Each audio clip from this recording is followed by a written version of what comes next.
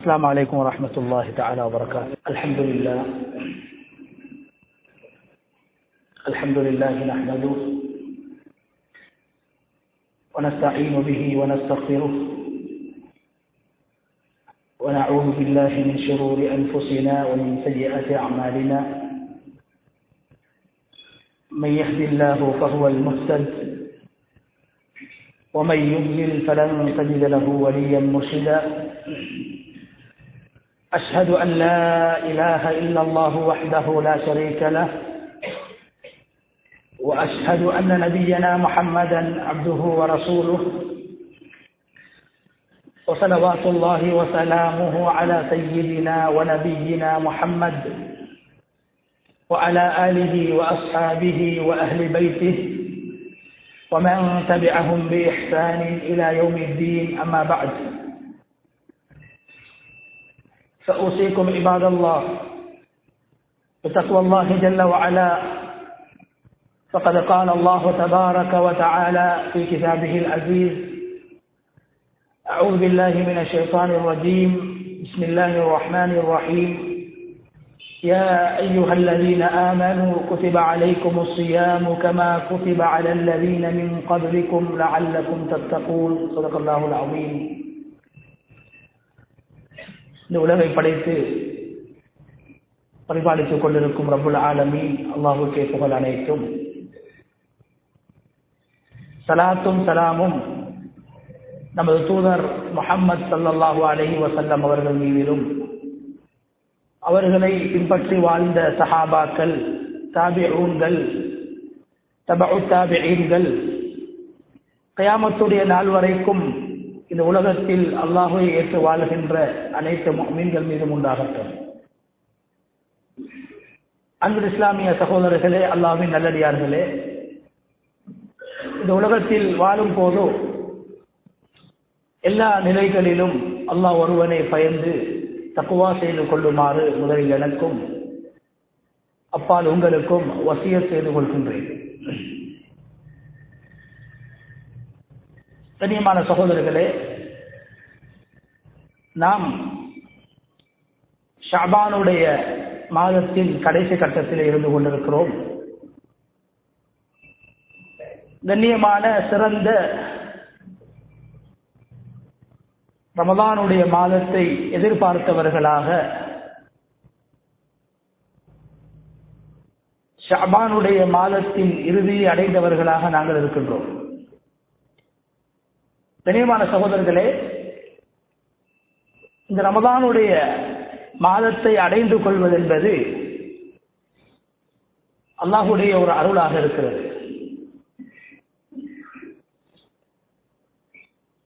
ரசூலுல்லாஹி ஸல்லல்லாஹு அலைஹி வஸல்லம் அவர்கள் ஹிஜ்ரி 2ஆம் ஆண்டு ரமலானுடைய மாதத்துடைய நோன்பை அல்லாஹு தஆலா கடமையாக்கினான். அதற்கு பின்னால் கடமையான ஃபர்லான நோன்புகளை அல்லாஹு தஆலாவுடைய தூதர் ரசூலுல்லாஹி ஸல்லல்லாஹு அலைஹி வஸல்லம் அவர்கள் 9 தடவைகள் 9 வருடங்கள் தான் நோற்றிருக்கிறார்கள் ஃபர்லான நோன்புகளை. ஆனால் அல்லாஹு தஆலா ரசூலுல்லாஹி ஸல்லல்லாஹு அலைஹி வஸல்லம் அவர்கள் நோற்ற ரமலானுடைய நோன்புகளை விடவும் சஹாபாக்கள், சுவர்க்கத்தை கொண்டு நன்மாராயம் சொல்லப்பட்ட சஹாபாக்கள், அவர்களுடைய வாழ்வில் சந்தித்த ஃபர்லான நோன்புகளை விட அதிகமான ஃபர்லான நோன்புகளை நம்மில் சிலருக்கு நோக்கக்கூடிய சந்தர்ப்பத்தை அல்லாஹு தஆலா இந்த வாழ்க்கையிலே கொடுத்திருக்கிறார். சில பேர்கள் வாழ்க்கையில் 50 ரமலானுடைய மாதங்களை சந்தித்தவர்களும் இந்த சபையிலே இருக்கலாம். 40 ரமலானுடைய மாதங்களை சந்தித்தவர்களும் இருக்கலாம். 15 ரமலானுடைய மாதங்களை சந்தித்து நோன்பு நோற்றவர்களும் இருக்கலாம். எனவே நாம் ஒவ்வொருவரும் இந்த உலகத்திலே ரசூலுல்லாஹி ஸல்லல்லாஹு அலைஹி வஸல்லம் அவர்கள் தனது வாழ்வில் நோற்ற ஃபர்லான ரமலானுடைய நோன்புகளை விட அதிகமான நோன்புகளை நோக்கக்கூடியவர்களாக இருக்கிறோம் என்றால் அல்லாஹு தஆலா இதனை ஒரு சந்தர்ப்பமாக நமக்கு தருகிறார். அதனால் தான் ரசூலுல்லாஹி ஸல்லல்லாஹு அலைஹி வஸல்லம் அவர்கள் ரமலானுடைய மாதம் நெருங்கும் போது மிகவும் மகிழ்ச்சியாக, மிகவும் சந்தோஷமாக, மன விருப்பத்தோடு ரமலானை ஒரு சுமையாக, பாரமாக, ஒரு கஷ்டமாக, ஒரு வெறுப்பாக யாரும் கருதிவிடக் கூடாது என்ற நோக்கத்திலே பெருமானார் ஸல்லல்லாஹு அலைஹி வஸல்லம் அவர்கள் சஹாபாக்களை பார்த்து சொல்வார்கள், ஷஅபானுடைய மாதத்தின் 15 நாட்களை கடந்ததும் ஸல்லல்லாஹு அலைஹி வஸல்லம் அவர்கள் சஹாபாக்களுக்கு நன்றாக சாப்பிடுவதற்கு, குடிப்பதற்கு, ஹலாலானவற்றை புசிப்பதற்கு ஸல்லல்லாஹு அலைஹி வஸல்லம் அவர்கள் அனுமதி வழங்கினார்கள். ஏன் தெரியுமா? நீங்கள் ரமலானை சந்தோஷமாக வரவேற்க வேண்டும். ரமலானுடைய நோன்புகளை மன விருப்பத்தோடு, ஆசையோடு பிடிக்க வேண்டும் என்பதற்காக சஹாபாக்களை பெருமானார் ஸல்லல்லாஹு அலைஹி வஸல்லம் அவர்கள் பழக்கி இருக்கிறார்கள், உற்சாகப்படுத்தி இருக்கிறார்கள். கண்ணியமானவர்களே, எனவே இந்த ரமலானுடைய மாதத்தை அடைவதென்பதே அல்லாஹ்வுடைய விசேடமான அருள். கண்ணியமான சகோதரர்களே, குர்ஆன் ஒரு மனிதனுடைய அருட்கொடைகளை பற்றி பேசும்போது, ஒரு மனிதனுடைய பிறப்பு அது ஒரு அருள். அதே போன்று கண்ணியமானவர்களே, மரணமும் அல்லாஹ்வுடைய ரஹ்மத், அருள் என்பதை நாங்கள் மறந்துவிடக் கூடாது. அல்லாஹு தஆலா ஒரு மனிதனுடைய மரணத்தை பற்றி அல் குர்ஆனிலே அல்லாஹ் பேசுகிறான். சும்மா அமாத்தஹு ஃபஅக்பரா, நாம் மனிதர்களை இந்த உலகத்தில் மௌத்தாக்குகின்றோம். மரணத்தை பற்றி அல்லாஹ் சொல்லிவிட்டு அடுத்ததாக அல்லாஹ் சொல்றான் ஃபஅக்பரா, அந்த மௌத்தாகின மனிதனுக்கு கபரிலே இடத்தை நாங்கள் தான் கொடுக்கிறோம். நாங்கள் யோசிக்கலாம், ஒரு ஆள் மௌத்தாகி, ஒரு மனிதன் மரணம் அடைந்து மண்ணுக்குள்ளால் மண்ணை தோண்டி அவரை அடக்குவதை நாங்கள் கபர் என்று சொல்கிறோம். இந்த உலகத்தில் வாழ்ந்த ஒரு மனிதனுக்கு இந்த உலகத்தில் மண்ணில் ஒரு இடம் கிடைப்பது, கபர் கிடைப்பது, மண்ணுக்குள்ளால் அவன் அடக்கப்படுவது, இதை கூட குர்ஆன் அருள் என்று பேசுகிறது. நாம் நினைக்கிறோம் ஆடம்பரமான வீடு, ஆடம்பரமான வாகனங்கள், வசதி வாய்ப்பு, ஆரோக்கியம், செல்வம், பொருளாதார வளம், இதுதான் அருள் என்று நாங்கள் நினைத்துக் கொண்டிருக்கிறோம். அல்லாஹ் சொல்றான், இல்ல மனிதனே, நீ மண்ணுக்குள்ளால் அடக்கப்படுவது கூட அருள் என்று அல்லாஹ் சொல்கிறான். ஏன் தெரியுமா? இந்த உலகத்தில் பிறந்த எத்தனையோ பேர்களை கபர் கூட, மண் கூட அவர்களை ஏற்றுக்கொள்ளவில்லை. ஸல்லல்லாஹு அலைஹி வஸல்லம் அவர்களுடைய காலத்திலும் தான் சில பேர்கள் அடக்கம் செய்யப்படுகிறார்கள் கபரிலே. ஒரு மனிதன் வாந்தி எடுப்பதை போன்று, அவன் உண்ட உணவை சக்தியாக எடுப்பதை போன்று பூமி அவனை அப்படியே தூக்கி வீசி விடுகிறது. பூமி அவனை கட்டி விடுகிறது. ரசூலுல்லாஹி ஸல்லல்லாஹு அலைஹி வஸல்லம் அவர்களுடைய காலத்துக்கு பின்னாலும் வரலாற்றிலே வருகிறது, சில பேர்கள் ரசூலுல்லாஹி ஸல்லல்லாஹு அலைஹி வஸல்லம் அவர்களுடைய சுன்னாக்களை, நபி ஸல்லல்லாஹு அலைஹி வஸல்லம் அவர்களை விமர்சித்தவர்கள், ஸல்லல்லாஹு அலைஹி வஸல்லம் அவர்களை இட்டுக்கட்டியவர்கள், ஸல்லல்லாஹு அலைஹி வஸல்லம் அவர்களுடைய பரிசுத்த மனைவிமார்களை விமர்சித்து குறை சொன்னவர்கள், அல்லாஹ் அவர்களுக்கு கொடுத்த தண்டனை என்ன தெரியுமா? அவர்களை அடக்குவதற்கு, அவர்களை உள்வாங்குவதற்கு இந்த பூமி கபூல் செய்யவில்லை. அதனால் அல்லாஹ் சொல்கிறான், ஒரு மனிதனை மரணித்ததன் பின்பு அவனை கபரிலே அடக்கம் செய்ய வைப்பதும் நாங்கள் தான். மௌத்தாகி மையத்தாக, பிணமாக, உயிரற்றவர்களாக, சடமாக நாம் கபருக்குள்ளால் செல்வதற்கு ஒரு இடத்தை அல்லாஹ் எமக்கு கொடுக்கிறானே, அது அல்லாஹ்வுடைய அருள் சகோதரர்களே. அது அல்லாஹ்வுடைய அருள். அல்லாஹ் நாடினால் இந்த பூமிக்கு அல்லாஹ் கட்டளையிட்டான் என்றால் இந்த பூமி அதிர்ச்சி ஏற்படுகிறது.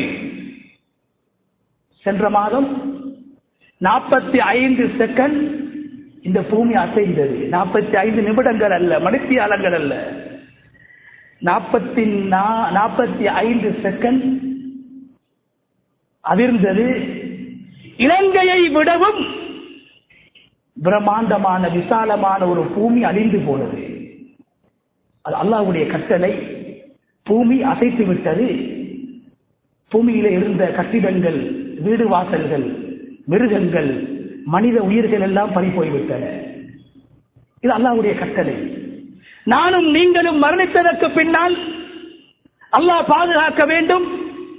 என்னுடைய உங்களுடைய ஜனாசா அடக்கம் செய்யப்படுவதற்காக தயாராக இருக்கும் போது அல்லாஹ் அந்த பூமிக்கு கட்டளையிட்டால், ஏ பூமியே, இவனை நீ கபூல் செய்து விடாதே, இவனை ஏற்றுக்கொள்ளாதே, கபரிலும் இவனுக்கு இடம் கிடையாது என்று அல்லாஹ் கட்டளையிட்டான் என்றால், கண்ணியமானவர்களே, எங்களுடைய உடம்பை மிருகங்களும் பறவைகளும் சாப்பிட்டுவிடும், அழுகிவிடும், நாசமாகிவிடும். கண்ணியமானவர்களே, பூமியில் இடம் கிடைப்பதே அருள். கபரிலே நாம் அடக்கம் செய்யப்படுவது அல்லாஹ்வுடைய அருள். அதனால் அல்லாஹ் சொல்கிறான், சும்மா அமாத்தஹு ஃபஅக்பரா. மனிதனுக்கு கொடுக்கின்ற அருட்கொடைகளை அல்லாஹ் பேசிவிட்டு எப்படி முடிக்கிறான்? நாம் அவனை மரணிக்க செய்வதும் எங்களுடைய அருள். அவன் மீது நாம் கொண்டிருக்கக்கூடிய அன்பு, ரஹ்மத், மரணம். சொன்னார்களே ஸல்லல்லாஹு அலைஹி வஸல்லம், இந்த உலகத்தில் மனிதர்கள் 2 விடயங்களை வெறுக்கிறார்கள், 2 விடயங்களை பயப்படுகிறார்கள். முதலாவது சொன்னார்கள் ஸல்லல்லாஹு அலைஹி வஸல்லம், ஒரு மனிதன், இந்த உலகத்தில் வாழக்கூடியவன் மரணத்தை வெறுக்கின்றான், அல்லாஹ்வை சந்திப்பதை வெறுக்கின்றான், நான் மரணித்து விடக்கூடாது என்று ஆசைப்படுகிறான்.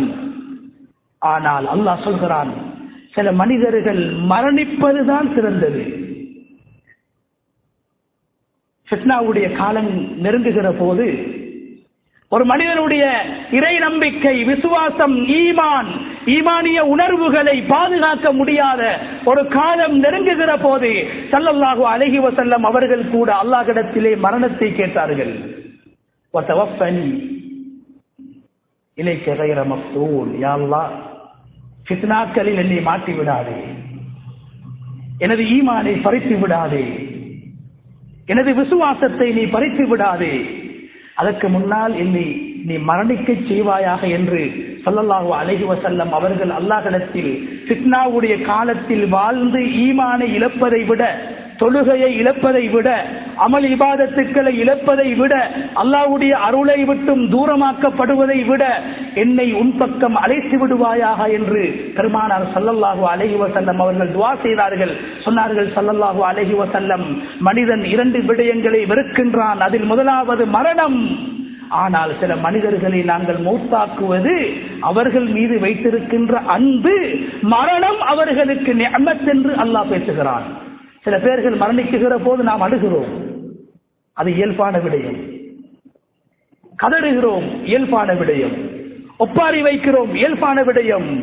ஆனால் அந்த மனிதனை அல்லாஹ் மௌத்தாக்கி இருப்பது சில போது அவனுக்கு அது ரஹ்மத்தாக இருக்கும், அருளாக இருக்கும்.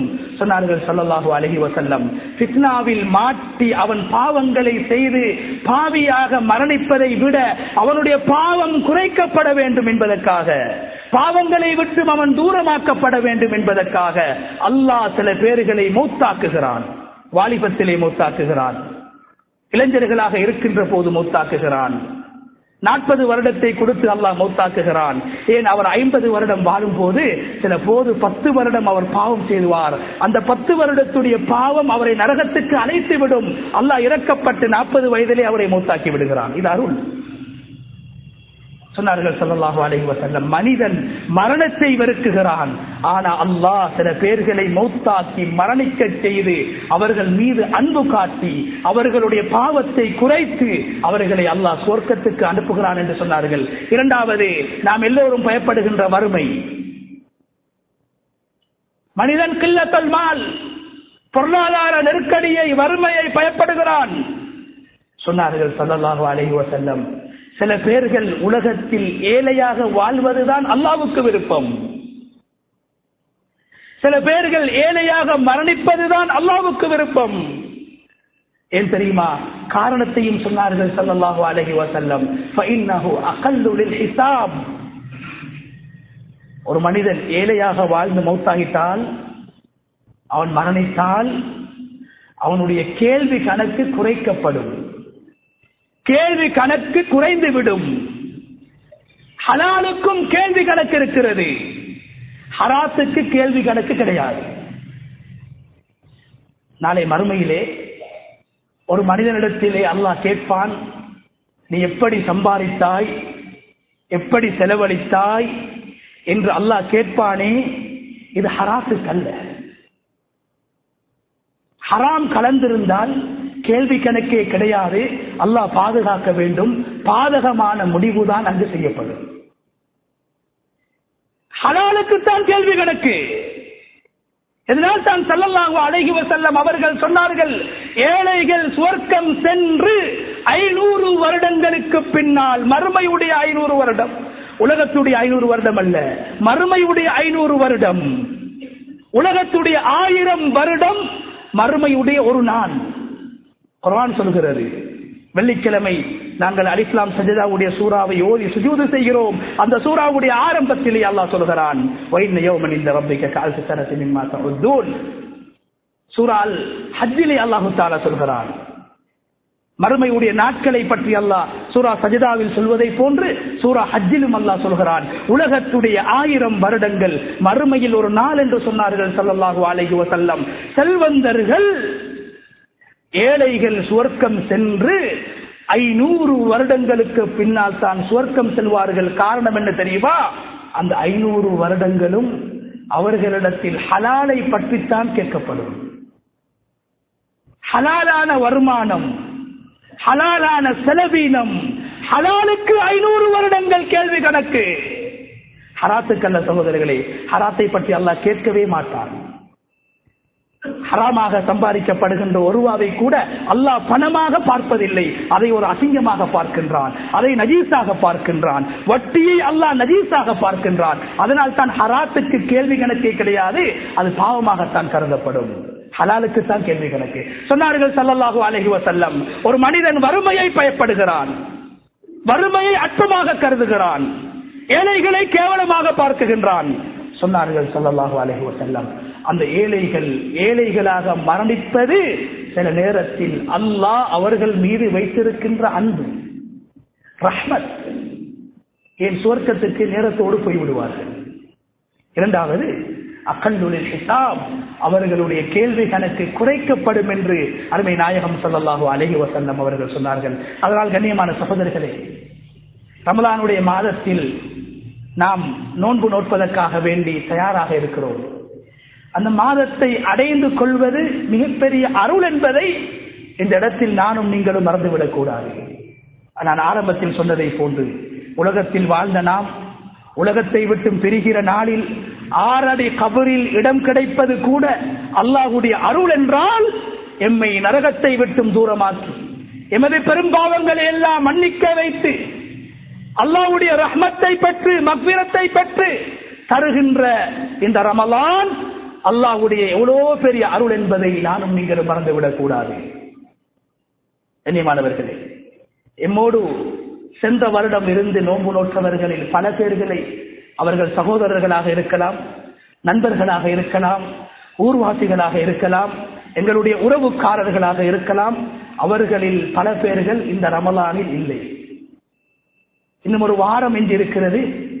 இந்த வாரத்தை நாங்கள் முழுமையாக கடந்து ரமலானை நாம் அடைவோமா இல்லையா என்பதை எம்மால் உறுதியாக சொல்ல முடியாது. அல்லாஹ்விடத்திலே ஸல்லல்லாஹு அலைஹி வஸல்லம் அவர்கள் ரமலானுடைய மாதம் நெருங்குவதற்கு 2 மாதங்களுக்கு முன்னால் இருந்து அல்லாஹ்விடத்திலே துஆ செய்வார்கள். சஹாபாக்கள் அல்லாஹ்விடத்திலே துஆ செய்வார்கள், யா அல்லாஹ், பாதுகாப்பாக, நிம்மதியாக, ஆரோக்கியமாக, சந்தோஷமாக ரமலானை அடைந்து அந்த ரமலானுடைய நோன்புகளை நோட்பதற்கு எனக்கு கிருபை செய்வாயாக என்றும், அந்த ரமலானை எந்த ஒரு ஆபத்தான பயங்கரமான நோன்பு பிடிக்க முடியாத அளவுக்கு சிரமங்களை தந்து விடாமல் நிம்மதியாக அந்த ரமலானை அடைவதற்கு கிருபை செய்வாயாக என்று பல மாதங்களுக்கு முன்னால் எங்களுடைய முன்னோர்கள் துஆ செய்வார்கள். கண்ணியமானவர்களே, எங்களுடைய முன்னோர்கள் அவர்கள் இந்த ரமலானுடைய மாதத்துக்காக வேண்டி வாழ்ந்திருக்கிறார்கள். அவர்களுடைய வாழ்க்கையே ரமலானுக்காக, ரமலானை ஒரு வரப்பிரசாரமாக, ரமலானை ஒரு சந்தோஷமாக, ரமலானை சுவர்க்கம் செல்வதற்கான ஒரு வேலை திட்டமாக அல்லாஹ் எனக்கு தந்திருக்கிறான் என்று எங்களுடைய ஸலஃபு ஸாலிஹீன்கள் வாழ்ந்திருக்கிறார்கள். ரமலானுடைய மாதம் வருவதற்கு 6 மாதங்களுக்கு முன்னால் எங்களுடைய முன்னோர்கள் துஆ செய்வார்கள், அல்லாஹும்ம பல்லிக்னி ரமலான், யா அல்லாஹ் இந்த ரமலானை அடைந்து கொள்ளக்கூடிய சந்தர்ப்பத்தை எனக்கு தருவாயாக. 6 மாதங்களுக்கு முன்னால் ரமலானுக்காக வாழ்ந்திருக்கிறார்கள். ரமலான் முடிந்ததற்கு பின்னால் 6 மாதங்கள் துஆ செய்வார்கள், யா அல்லாஹ் இந்த ரமலான்ல அதிகமான நன்மைகளை செஞ்சிருக்கிறேன், அதிகமான குர்ஆன்களை ஓதியிருக்கிறேன், அதிகமான சதகாக்களை கொடுத்திருக்கிறேன், அதிகமான இஸ்திக்ஃபார்களை செய்திருக்கிறேன், அதிகமான திக்ர்களை செய்திருக்கிறேன், யா அல்லாஹ் நான் செய்த அமல்களை ஏற்றுக்கொள்வாயாக என்று 6 மாதங்கள் துஆ செய்வார்கள். பெருநாளுடைய தினத்தோடு அமல்களுக்கு முற்றுப்புள்ளி வைப்பதோ அல்லது பாவங்களை நெருங்குவதோ அல்ல, ரமலானுக்கு பின்னால் ஒரு சிறந்த ஒரு மாதத்தை தந்தாயா அல்லாஹ், குர்ஆன் அருளப்பட்ட மாதத்தை தந்தாயா அல்லாஹ், லைலத்துல் கத்ருடைய இரவை உள்ளடக்கிய மாதத்தை தந்தாயா அல்லாஹ், ரமலான் அதாவது நரகத்துடைய கதவுகள் அடைக்கப்பட்டு சுவர்க்கத்துடைய கதவுகள் திறக்கப்படுகின்ற மாதத்தை அடைகின்ற சந்தர்ப்பத்தை தந்தாயா அல்லாஹ், அந்த மாதத்தில் செய்த அமல்களை எல்லாம் ஏற்றுக்கொள்வாயாக என்று 6 மாதங்கள் துஆ செய்வார்கள். எனவே ரமலானுக்காக முன்னோர்கள் வாழ்ந்திருக்கிறார்கள். சந்தோஷமாக நாங்கள் வரவேற்க வேண்டும்.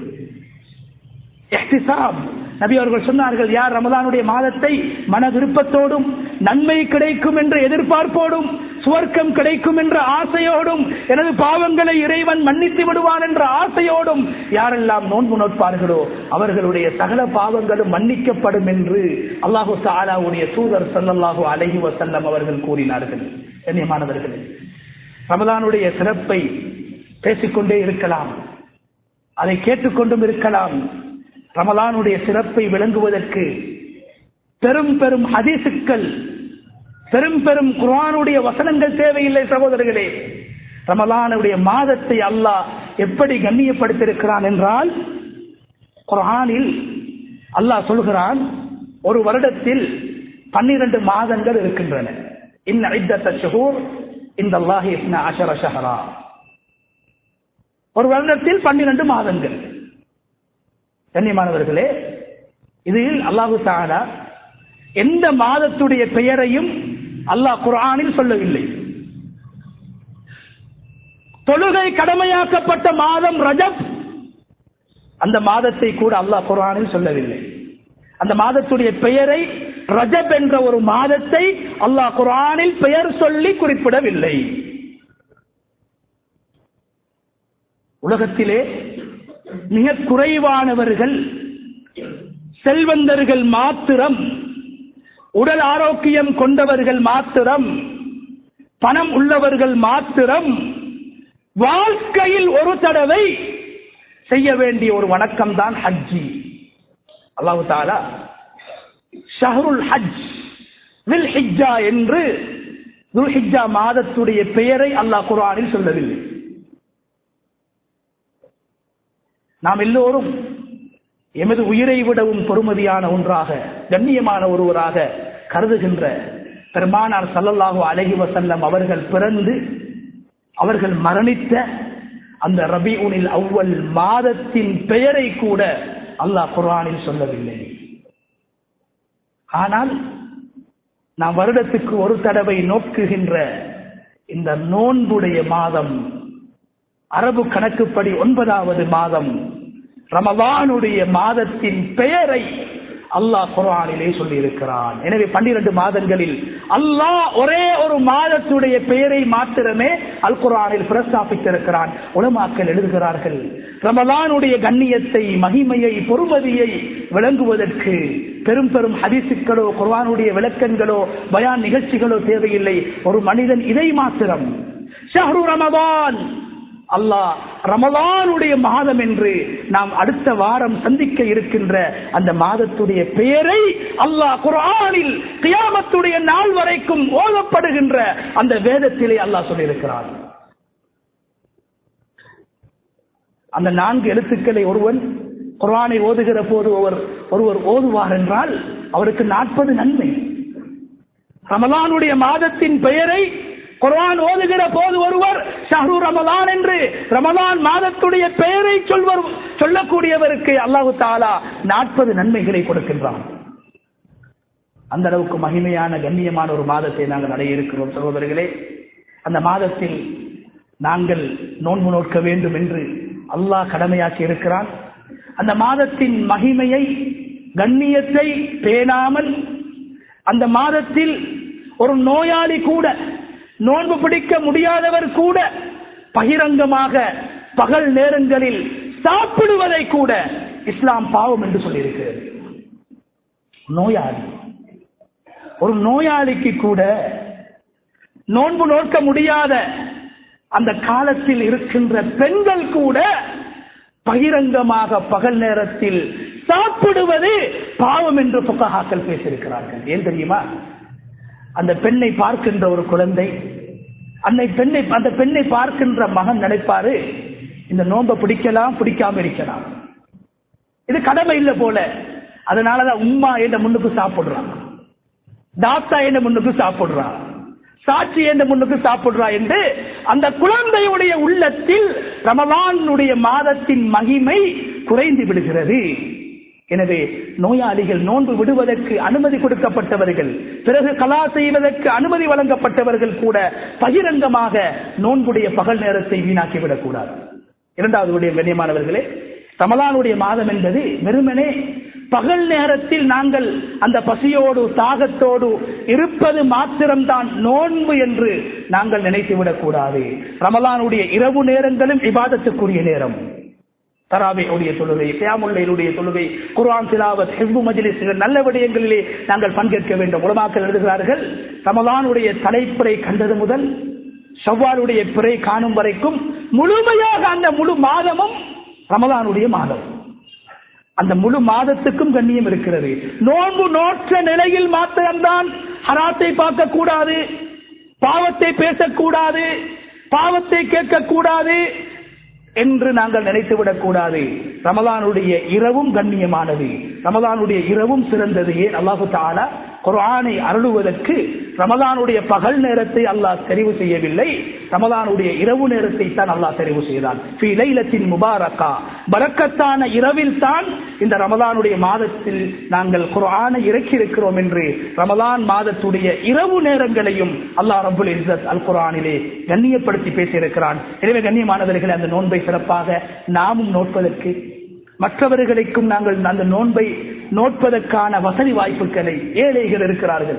இந்த நாட்டிலே கண்ணியமான சகோதரர்களே, ஈச்சம்பழத்தையும் தண்ணீரையும் குடித்து நோன்பு நோக்கக்கூடியவர்கள் இந்த நாட்டிலே 20% மேற்பட்ட முஸ்லிம்கள் இருக்கிறார்கள். நோன்பு திறப்பது ஈச்சம்பழமும் தண்ணியும் தான், கஞ்சி கூட அவர்கள் குடிப்பது கிடையாது, வசதி இல்லை. அப்படியான மக்கள் இந்தியாவில் அல்ல, பங்களாதேஷில் அல்ல, இலங்கையிலே இருக்கிறார்கள். எங்கள் ஊரிலும் இருக்கலாம். அவர்கள் நோன்பு திறப்பது வெறுமனே ஈச்சம்பழமும் தண்ணீரும். இன்னும் சில பேர்கள் எங்களுக்கு நோன்பு பிடிப்பதற்கு வசதியே இல்லை, ஈச்சம்பழம் கூட வாங்குவதற்கு வசதி இல்லை என்று நோன்பு பிடிக்காமல் தண்ணீரையும் தேநீரையும் குடித்து வாழ்கின்றவர்கள், அந்த இபாதத்தை கூட செய்யாமல் வாழ்கின்ற ஏழைகள் எங்களுடைய நாட்டிலே இருக்கிறார்கள். நோன்பு பிடிப்பது வெறுமனே ஒரு பிஸ்கட்டை சாப்பிட்டு தண்ணீரை குடித்து நோன்பு பிடிக்கின்ற ஏழைகளும் இந்த நாட்டிலே இருக்கத்தான் செய்கிறார்கள்.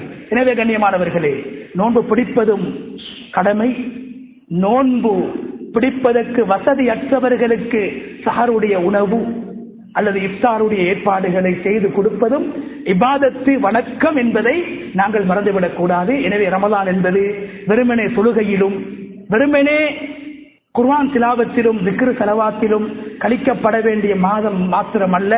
அந்த ரமலானுடைய மாதத்தில் ஒவ்வொரு செல்வந்தர்களும், ஒவ்வொரு சாதாரண தரத்தில் வாழக்கூடியவர்களும், ஒவ்வொரு முஸ்லிம்களும் பசியுடைய அந்த அகோரத்தை உணர வேண்டும். அதுவும் நோன்புடைய நோக்கங்களில் ஒன்று.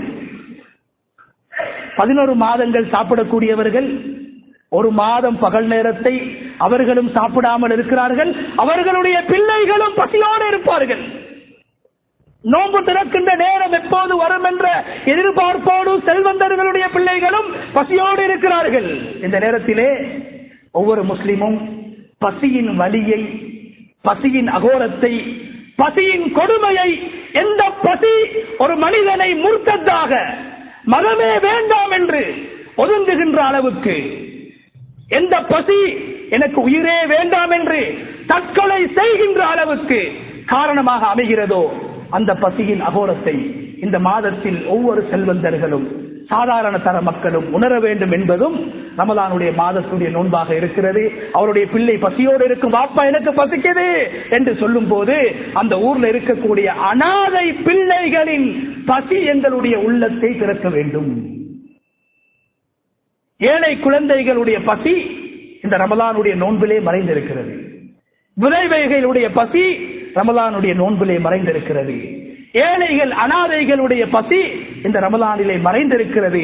வெறுமனே தொழுகை, வெறுமனே திக்ர், வெறுமனே ஸலவாத், வெறுமனே நல்ல நிகழ்ச்சிகளை கேட்பது பேசுவது மாத்திரமல்ல, ரமலானுடைய பிரதானமான நோக்கங்களில் ஒன்று ஏழைகளின் பசியை உணர்ந்து அந்த மனிதன் ஏழைகளின் பசியை குறிப்பாக ரமலானுடைய மாதத்திலும் பொதுவாக ஏனைய காலங்களிலும் போக்க வேண்டும் என்பதும் இந்த சங்கையான ரமலானுடைய மாதத்துடைய நோக்கமாக இருக்கிறது. இணைய வல்லநாயன் அல்லாஹு தஆலா அந்த ரமலான் என்ற அருளை அடைந்து, அந்த நிஅமத்தை அடைந்து, அந்த மாதத்தில் அல்லாஹு தஆலா யார் யார்களுக்கெல்லாம் ரஹ்மத்தை சொரிந்து பாவத்தை மன்னித்து சுவர்க்கத்தை கொடுக்குகின்றானோ அந்த கூட்டத்தில் நம் அனைவரையும் அல்லாஹு தஆலா சேர்த்தருள்வானாக.